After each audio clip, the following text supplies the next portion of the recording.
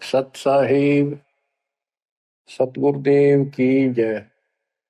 बंदी छोड़ कबीर साहिब जी की जय। बंदी छोड़ गरीबदास जी महाराज जी की जय। स्वामी राम देवानंद जी गुरु महाराज जी की जय हो।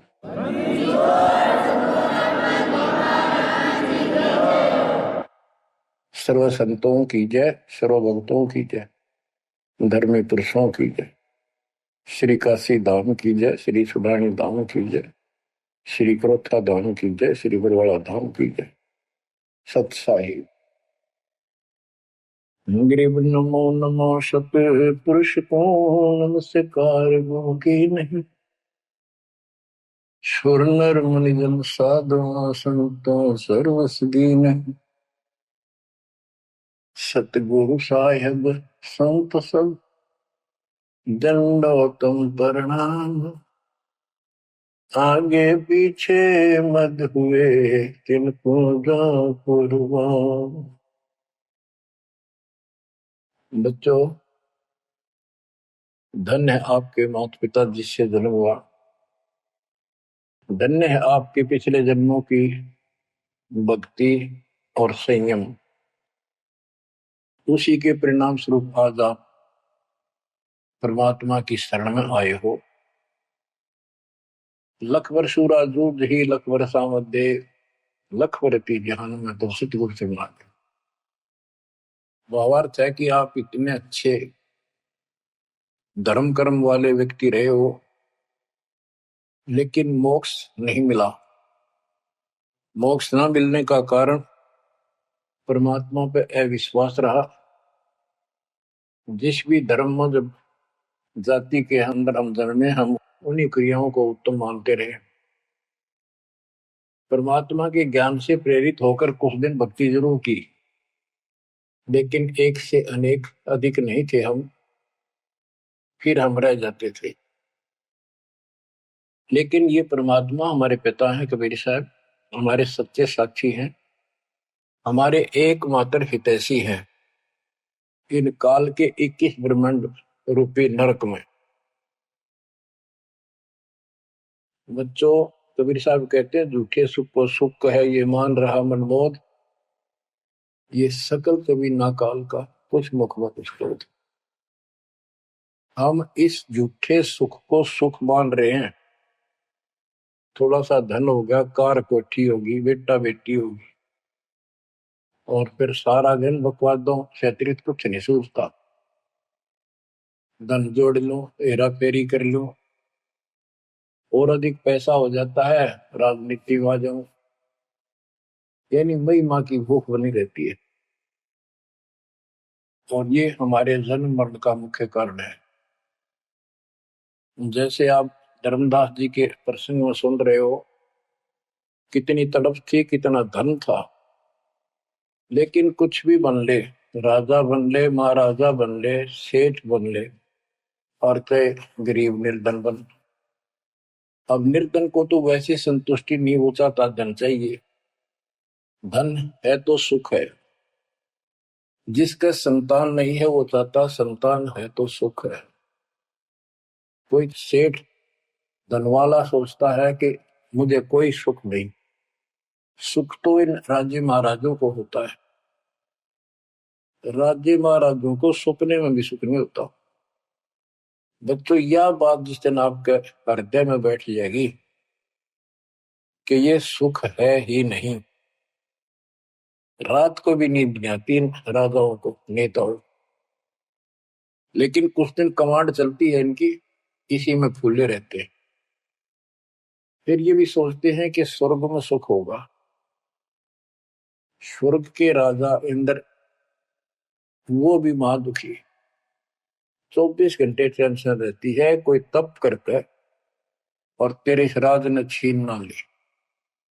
स्वर्ग का राजा नीचे यज्ञ करके या तप करके बनता है, और उसमें एक शर्त होती है कि तेरे शासन के दौरान, तेरे शासन काल में यदि कोई पृथ्वी पे ऐसा तप कर लेगा जो खंड ना हो, कुछ समय निर्धारित है, और 100 अश्वमेध यज्ञ निर्बाध कर गया तो तेरी पदवी को छीन लिया जाएगा, उसको ये पद दिया जाएगा। तो बच्चों, उस राज को बनाए रखने के लिए इंद्र कति हद भी पार कर देता है, अति कर देता है, इज्जत बेइज्जती का सवाल भी नहीं रहता। एक प्रसंग आता है, मार्कंडे गोसाई तपस्या कर रहे थे बंगाल की खाड़ी में।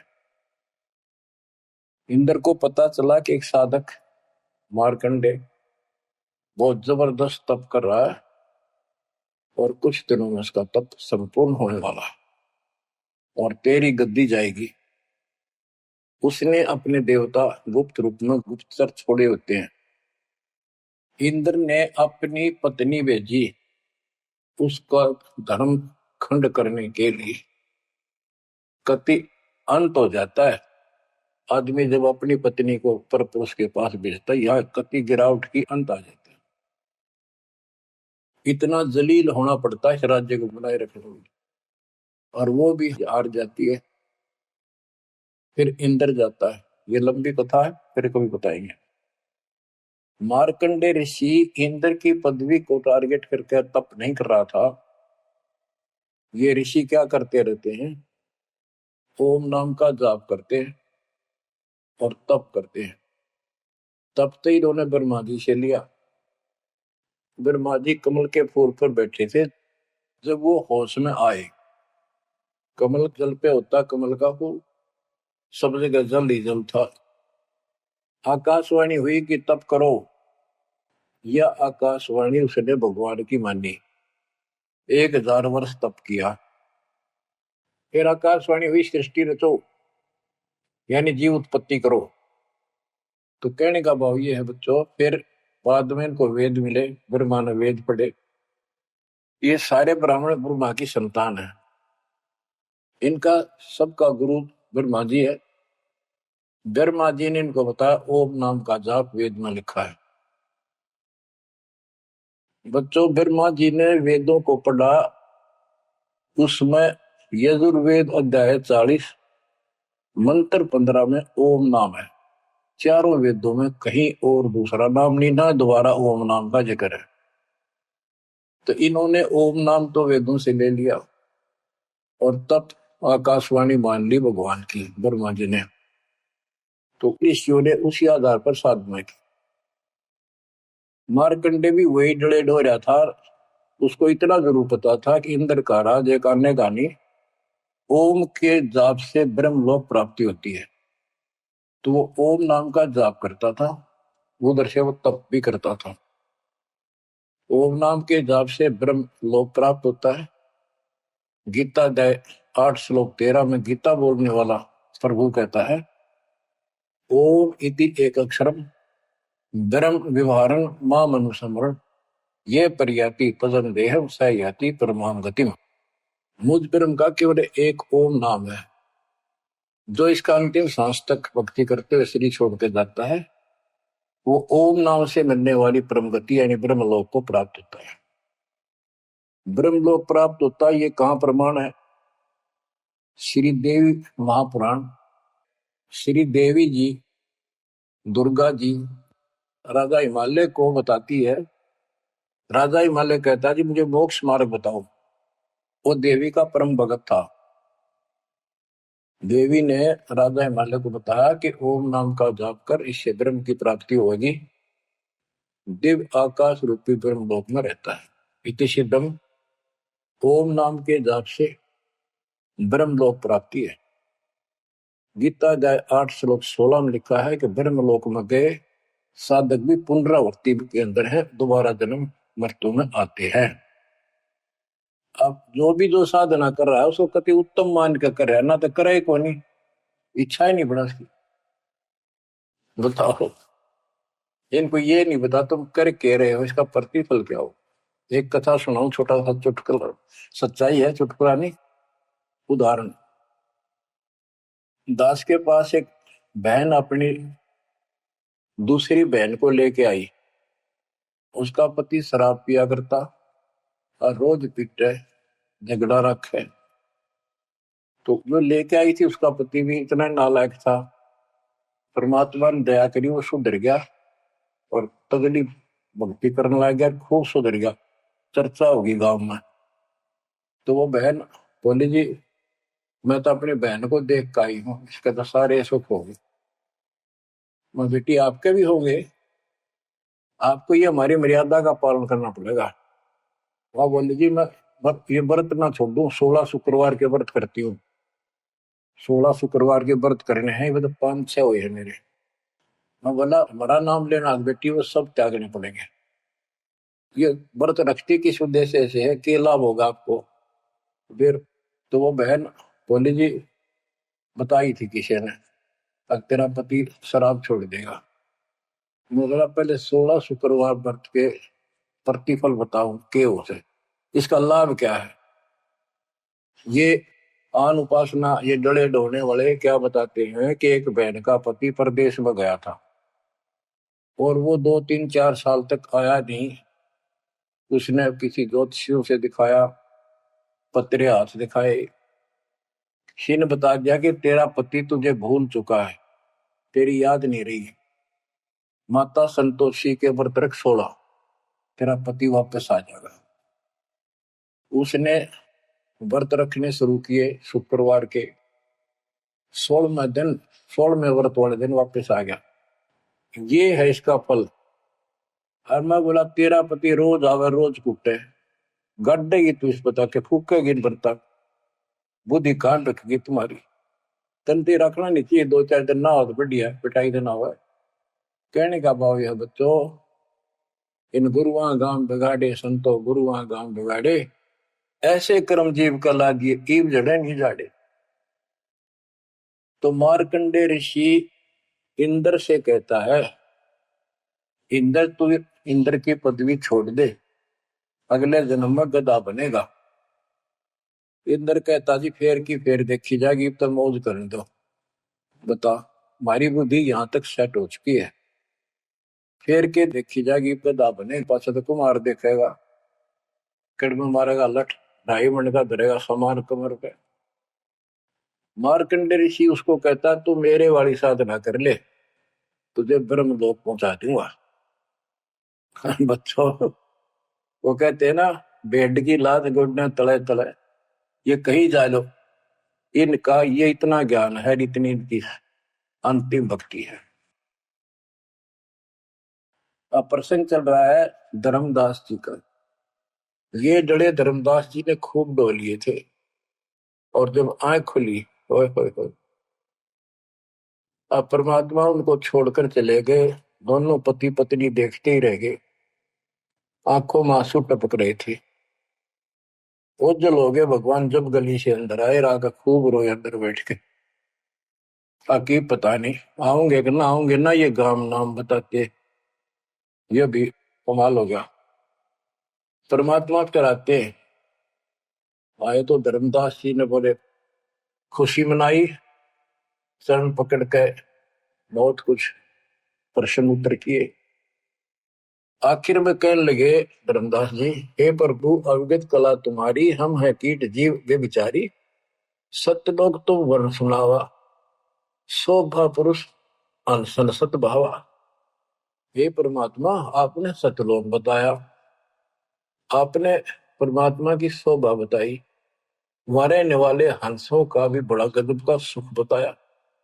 कैसे न देश राज व आही, चित इच्छा प्रभु देखनताई। कि वो कैसा देश है, कैसा लोक है, मेरा मन करता है उसने देखो।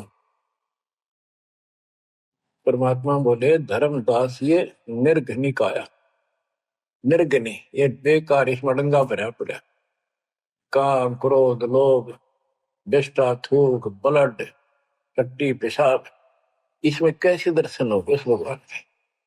मैं जो बताता हूं तू ऐसे भक्ति शुरू कर दे, और जब शरीर छोड़ के जाएगा तो आपको परमात्मा के दर्शन हो जाएंगे। वहां सतलोक भी देखिए, वहां सारे अपने बहन भाइयों में खुशी करे ना।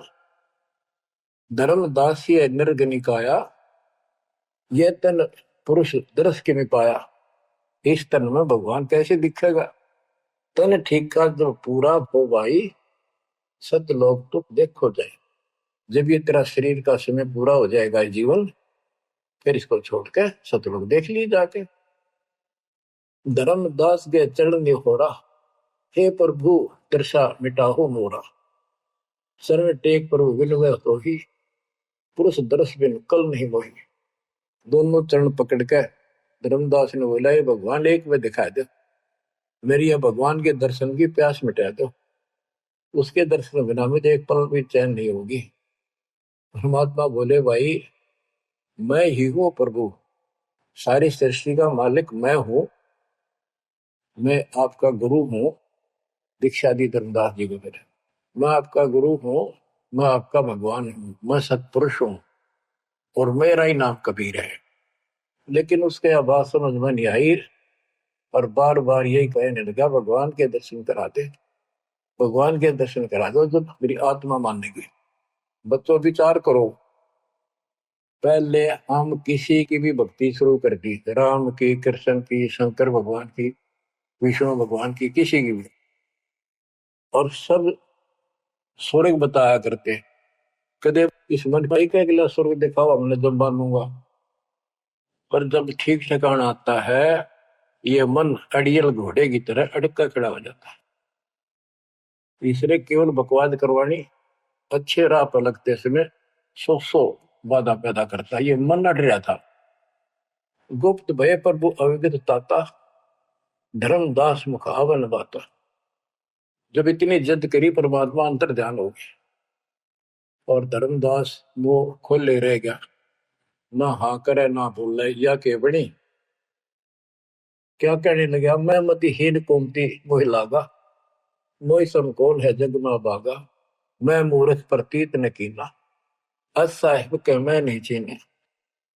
अब कौन विधि दर्शन पाऊं, दर्शन बिना मैं प्राण गवाऊं। चरणोदक बिन करुण अग्रासा, तदो शरीर कह धर्मदासा। अब क्या कहता है, मैं बड़ा निकम्मा, मैं दुष्ट आत्मा, मतिहीन, कितना मुंह ला लिया भगवान ने मेरे को, और देख मैं कितनी इज्जत कर गया, मेरे जैसा निर्भाग धरती पर नहीं। मैं मूर्ख, मैंने भगवान पर विश्वास नहीं किया, फिर वो बुरी तरह। इस मन की यह गंदी आदत है। अब कौन विधि दर्शन पाऊं, दर्शन बिना मैं प्राण गवाऊं। चरणों तक बिन करो न ग्रासा, जब लगूं के चरण धोकर नहीं पी लूंगा मैं, अन्न नहीं खाऊं। तजो शरीर कह धर्मदास, नहीं तो मरूंगा। दिवस सात लग अन्न न खावा, भजन अखंड नाम लो लाओ। जो नाम दिया था उसमें डट के भक्ति करता रहा, ना कुछ खाया ना पिया। सातवें दिन पर वो प्रगट दिखाए, धर्मदास पद गए उकलाए। सातवें दिन परमात्मा आए, धर्मदास ने पैर तरफते हुए पड़े पड़े ने पैर पकड़ लिए।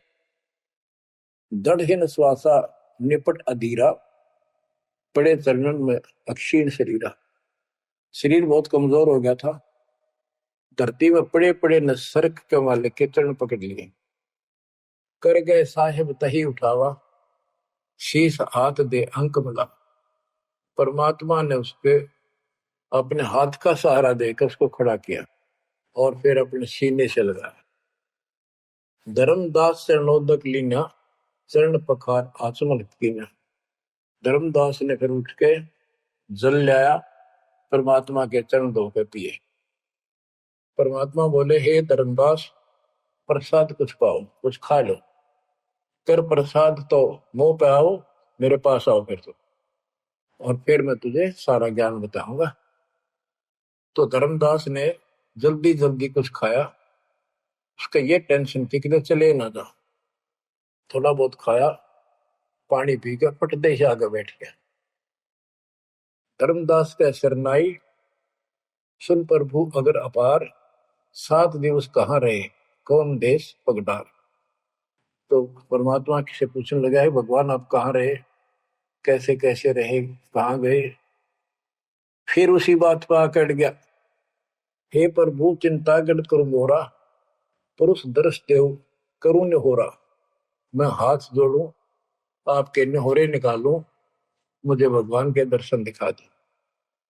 परमात्मा कहते धर्मदास ये हट का कर हो, मानो शब्द शीश पर धर हो। मैं तो कहूँ वो मान ले तू, हमरे गहे पुरुष पे जय है, बिना गहे वो हजार न पे। अब मेरे नाम को तो ठीक से जब मैं मिल गया, गुरु के बिना उस भगवान की प्राप्ति नहीं हो सकती। हमसो पुरुष ऐसा आही, जल तरंग जल अंतर नाही। कि भगवान मेरे में इतना अंतर समझ ले, इतना भी अंतर नहीं है। जैसे समुद्र से लहरें उठती है, लहर और जल अलग नहीं होता।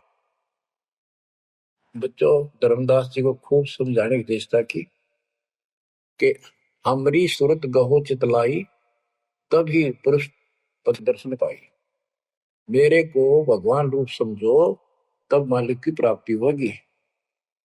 से हृदय प्रतीत अस आने, गुरु और पुरुष भिन्न नहीं जाने। गुरु और परमात्मा को अलग नहीं समझा, तो शिष्य में ऐसी श्रद्धा होनी चाहिए। जब लो चित असरीति ने आवे, जब लग ऐसा भाव नहीं होगा, तब लग जीव लोक नहीं सतावे।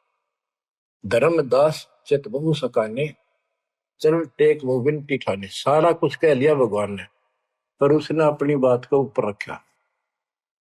परमात्मा भी चाहते थे कि मैं एक अपना आई विटनेस तैयार करूं। हे प्रभु, सत कहो तो पाही, तुम ते कुछ तुस्ताई नहीं। मोरे तुम पुरुष हो स्वामी, यम ते छुड़ाओ अंतर्यामी। हो प्रभु, वर्णव लोक की शोभा, ताते आदि मोर मन लोभा। आपने इतना सुंदर लोक बताया, वहां के इतने सुख बताए, तो इसलिए मैं देखना चाहता हूं। तब लीला बहुत हम देखा, आपके चमत्कार मैंने बहुत देख ली। पुरुष दर्श बिन रह ये रेखा, भगवान के दर्शन नहीं कर लूंगा, इतना मेरे मन का दोष निकले नहीं। जो किंकर पर हो दयाला, तो छिन में होएगा पुरसाला। कि मेरे दिल का कांटा जब निकलेगा, जब आप यह दया कर दोगे। तब परमात्मा ने कहा, धर्मदास ठीक है, चलो। बच्चों, उस समय परमात्मा कबीर जी और धर्मदास अकेले, उसके एक बगीची सी थी, उसमें थे, दोनों ही जने थे। धर्मदास जी की आत्मा को लेके परमात्मा ऊपर चले गए। पीछे से लोगों ने देखा, घर वालों ने जाके देखा, धर्मदास आया नहीं, क्या हो गया। वो बेहोश पड़ा, जैसे कोमा में होता है, मरा नहीं। 3 दिन तक ऐसा रहा। मालिक को ऊपर लेके गया। धर्मनी जो ऐसो चितके ना, तन तद चल लोक प्रवीणा। छोड़ इस शरीर को, चल मेरे साथ। राखो तन गौड़ ले हंसा, ता पहुंचे जा काल ही संसा। क्षण एक में पहुंचे जाई, अवगत लीला लखे को पाए। शोभा लोक देख सुख माना, उदित असंख्य शशि और भाना। इतना प्रकाश उस लोक का, जैसे असंख्य सूर्य और चांद उदय हो गए हो। परमात्मा कबीर जी जिंदा बाबा के रूप में थे। जब सतलोक में पहुंचे, और जब उस परमात्मा के महल के सामने सतलोक में संतरी खड़ा था, परमात्मा बोले, भाइयों, मृतलोक से एक हंस आए हैं, धर्मदास इनका नाम है, और इनको वह परमात्मा के दर्शन कराओ सतपुरुष के। द्वारपाल ने एक और भगत को बुलाया और कहा, इनको सतपुरुष के दर्शन करा के लाओ, महल में ले जाओ, दरबार में। जब वो लेके चला धर्मदास जी को, बहुत से भगत और आगे हंस हंसनी, यानी जैसे यहाँ भगत कहते हैं वहां हंस कहते हैं, भगतमती कहते हैं, वहां हंसनी कहते हैं। हंस का अर्थ है, हंस एक पक्षी है जो बुगले जैसा होता है, कति सेम टू सेम। लेकिन उसका गुण ये होता है, वो मांस मच्छी नहीं खाता, भूखा मर जाएगा, केवल मोती खाता है। अर्थात संत भगत वो होता है जो सब बकवाद छोड़ दे, केवल राम नाम के मोती सेवा सुमन दान करे, उनको हंस कहते हैं। तो काफी हंस इकट्ठे होकर आगे भगत और हंसनी भगतमती। बच्चों, जैसे दास बताता रहता है जो बच्चे स्कूल में सुख लेना चाहते हैं और वहां बकवादों में लगे रहते हैं वो सदा दुखी होते हैं। अपनी पढ़ाई पूरी करके बढ़िया नौकरी मिल जाए फिर नाचो गाओ, वहां सुख लो सारा। नाचने गाने का मतलब यहाँ पृथ्वी लोक पर रहना नहीं। भाव ये है कि जब आप सतलोक चले जाओ तो वहां मौज करियो सारी है।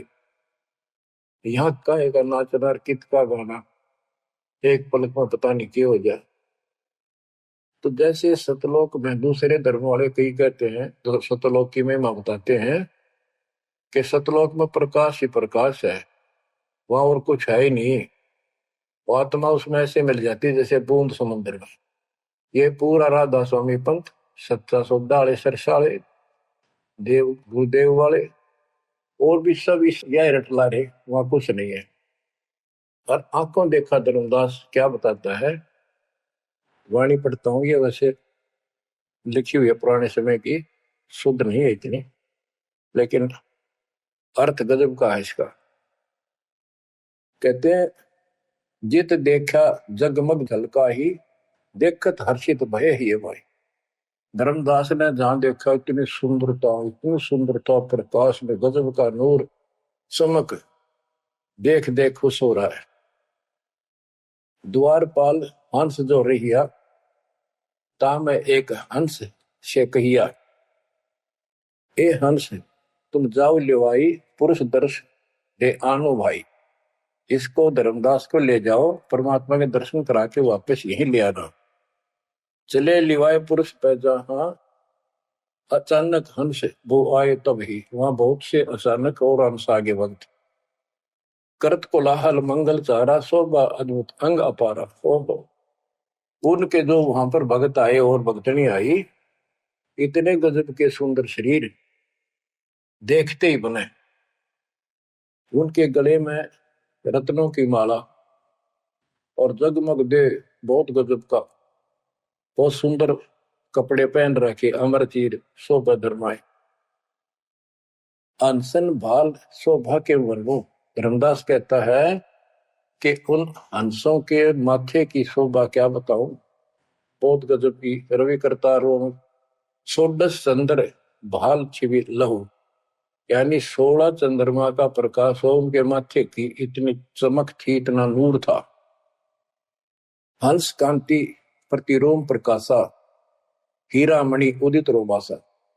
उनके शरीर की इतनी गजब की शोभा थी, प्रत्येक की रोम रोम की जैसे हीरा मोती चमक रहे हो। उनके शरीर का प्रकाश षोडश रवि, अनसन छवि मोहा, देह प्राण शुभ अमृत शोभा। उनके शरीर की शोभा 16 सूर्यों के प्रकाश जितनी थी। अब वहां भगवान के दरबार में पहुंच जाते हैं वो लेकर के, सिंहासन से भी देखत मनमोहा। ओहो, सुरती हंस अग्रानी अगाने, सत्य पुरुष सकल देखत अरसाने। वहां लेकर गए नाचते गाते हुए। जब उसने भगवान को देखा, धर्मदास जी ने, तरह गजब का प्रकाश, एक रोम शरीर के बाल की चमक, करोड़ सूर्य करोड़ चांद मिला दे।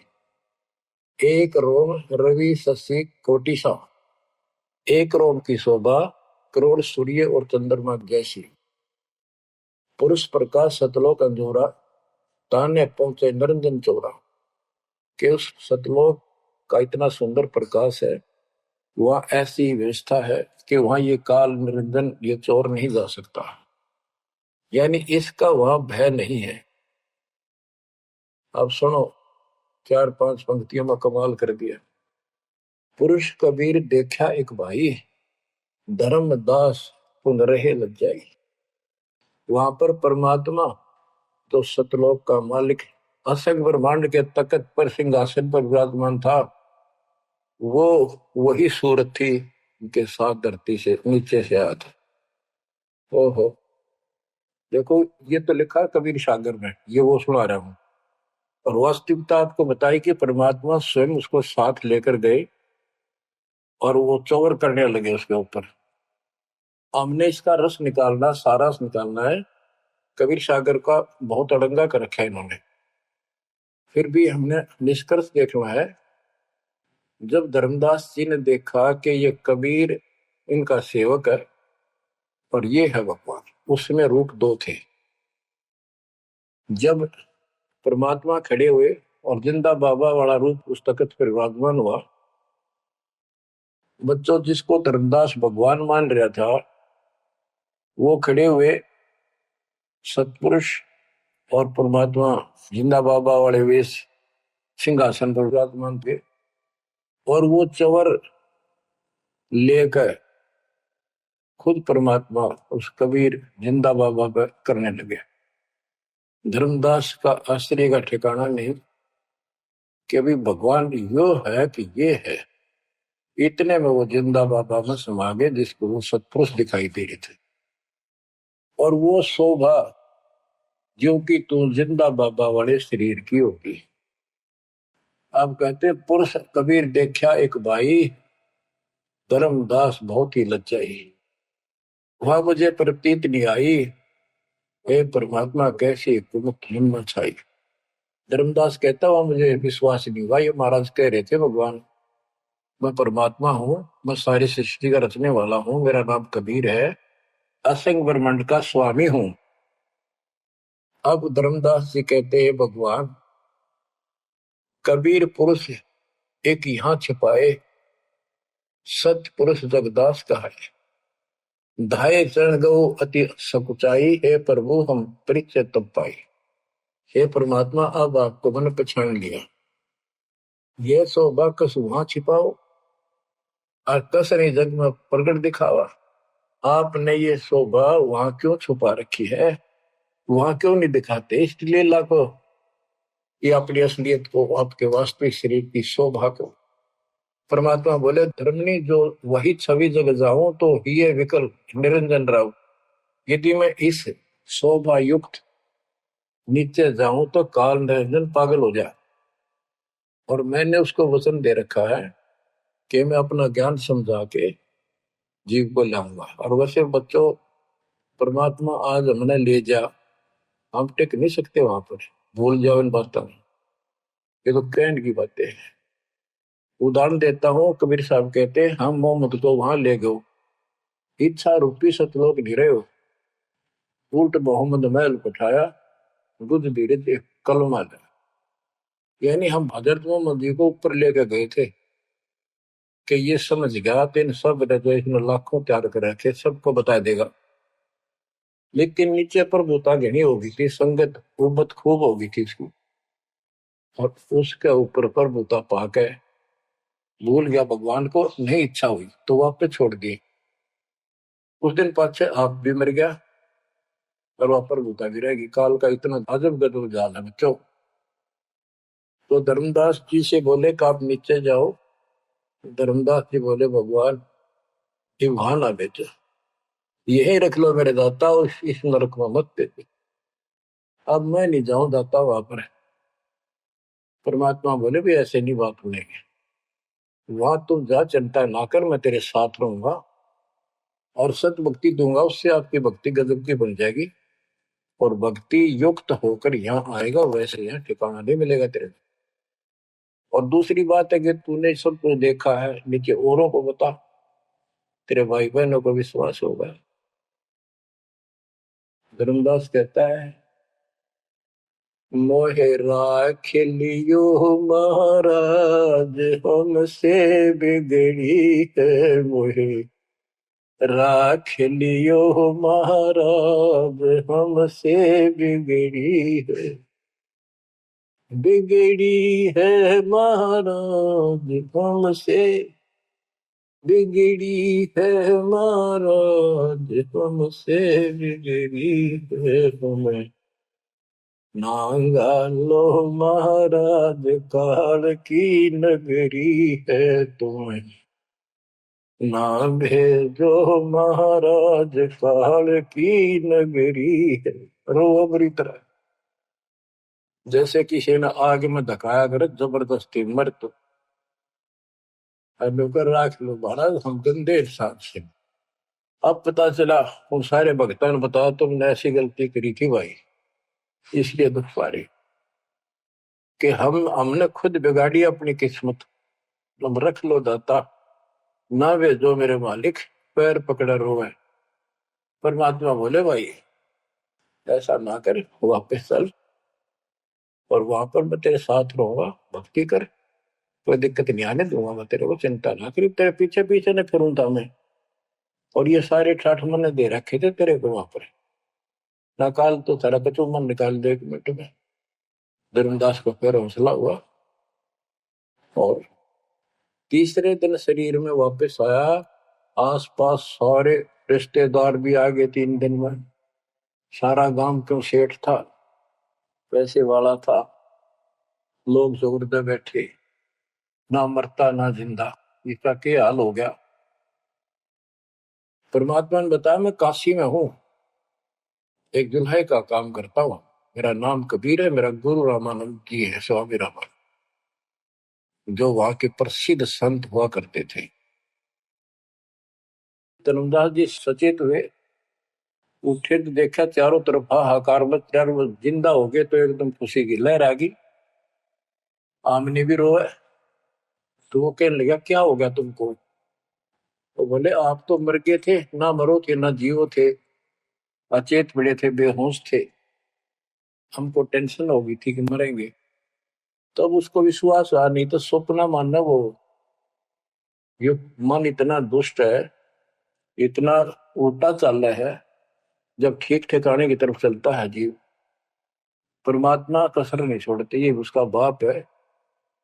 तो तब धर्मदास को विश्वास हुआ, रे तेरे की सचमुच में तो सचखंड गया, सतलोक गया था।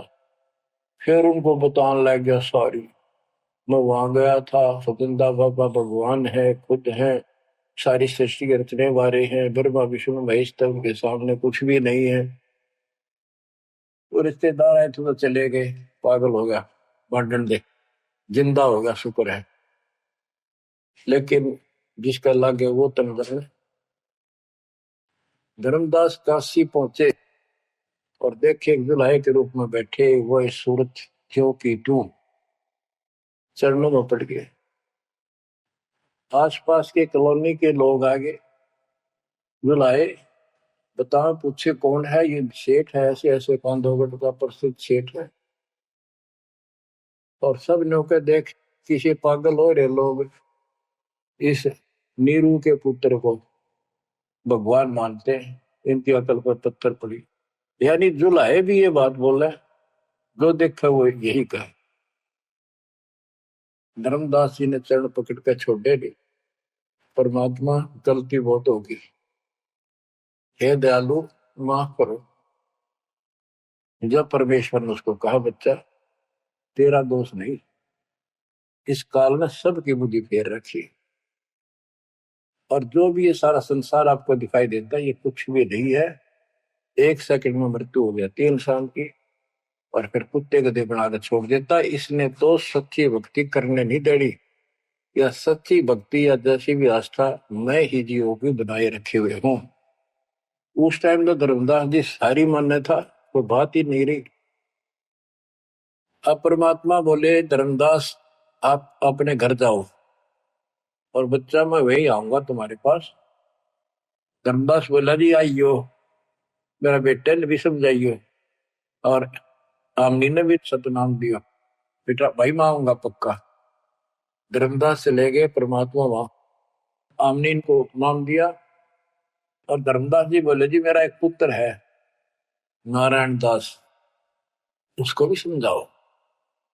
धर्मदास जी ने नारायण दास बुलाया, क्या जा भाई, गुरु जी आई, भगवान आ रही है। बैठ गया, परमात्मा ने जो ज्ञान सुनाया उठ के चल पड़ा। फिर बुलाए तभी नहीं आया, अगली बार भगवान ने खूब कह लिया, बुला ला भाई तेरे बेटे ने नाम दे दूंगा। धर्मदास गया, बेटा आजा, नारायण दास कल्याण हो जाएगा, काल के जाल में फंस गई। वो कहता पिताजी आपकी मति मारेगी, इस जुलाए ने आपको बुद्धि भ्रष्ट कर दिया, देवताओं को छोटा बताता है ये देवताओं की निंदा करता है, मैं न इसके दर्शन भी करूं। धर्मदास ने खूब कह लिया पर लड़का मानना नहीं। धर्मदास जी रोने लग गया महाराज के चरणों में, दाता एक का पुत्र मेरा हरियो काल के मुंह में जाकर दया करो दाता, इसको शरण में ले लो दाता। हे भगवान मैं बहुत दुखी हूं। परमात्मा बोले बेटा मैं समझाऊं तू समझावे और इसकी मां समझावे, कि तुम्हारे से ज्यादा इसका हमदर्द कौन हो सकता है। जब ये आपकी नहीं मानता तो भाई इसको छोड़ दो। ये महाराज ने के छेड़ा जाता है, ये महाराज समझाओ इसने।